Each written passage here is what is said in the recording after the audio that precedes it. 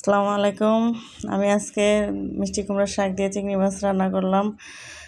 আশা করি সবাই আমার আপু ভাইয়ারা শুভাকাঙ্ক্ষীরা সবাই আশা করি ভালো আছেন। দূর কিংবা বাংলাদেশ কিংবা প্রবাসে যে যেখানে আছেন সবার জন্য দোয়া ও ভালোবাসা রইল। যে আমার আদা রসুনগুলো আমি পেঁয়াজগুলো ভেজে নিয়েছিলাম, এখন আমি আদা রসুনগুলো দিয়ে দিয়েছি। তখন আমি একটু দিয়ে দিব লবণ, আর এখানে আমি দিয়ে দিব হলুদের গুঁড়ো, আর দিয়ে দিব আমি মরিচের গুঁড়ো দিয়ে দিব।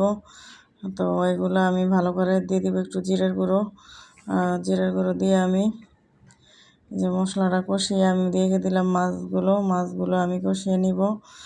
তো আমার ভিডিওটা যদি কেউ একটু ভালো লেগে থাকে তাহলে সবাই একটু লাইক কমেন্ট শেয়ার করবেন, সবাই লাইক কমেন্ট শেয়ার করে আমার পাশে থাকবেন। আর এই যে দেখেন আমার ইয়াটা হয়ে গেছে, চিংড়ি মাছটা কষানো হয়ে গেছে প্রায়। আমি গ্যাসটা একটু কম, তো গ্যাসে খুবই সমস্যা করে আমার এখানে।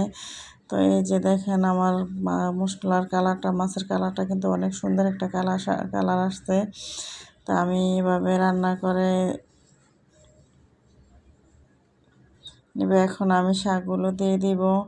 মিষ্টি কুমড়ার শাক আমি আগে থেকেই কুটে রেখেছিলাম, ধুয়ে ভালো করে সুন্দর করে ধুয়ে রেখেছিলাম। এই যে আমি এখন শাকগুলো দিয়ে দিচ্ছি,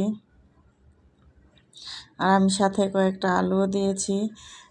তার সাথে আর একটু আলু দিলে তাহলে মিষ্টি কুমড়ার শাকটা একটু ইয়া হয়, সফট হয়।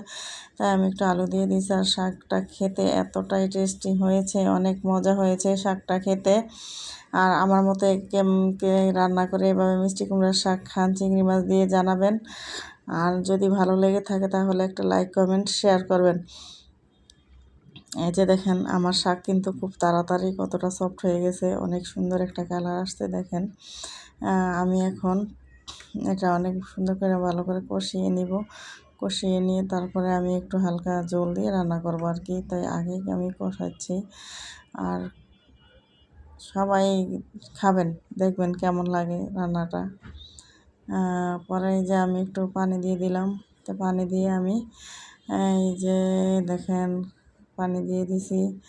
তো আমার এখানে গ্যাসে অনেক সমস্যা, কার কার এখানে গ্যাসের সমস্যা আছে জানাবেন, রান্নাবান্না করতে খুবই কষ্ট হয়।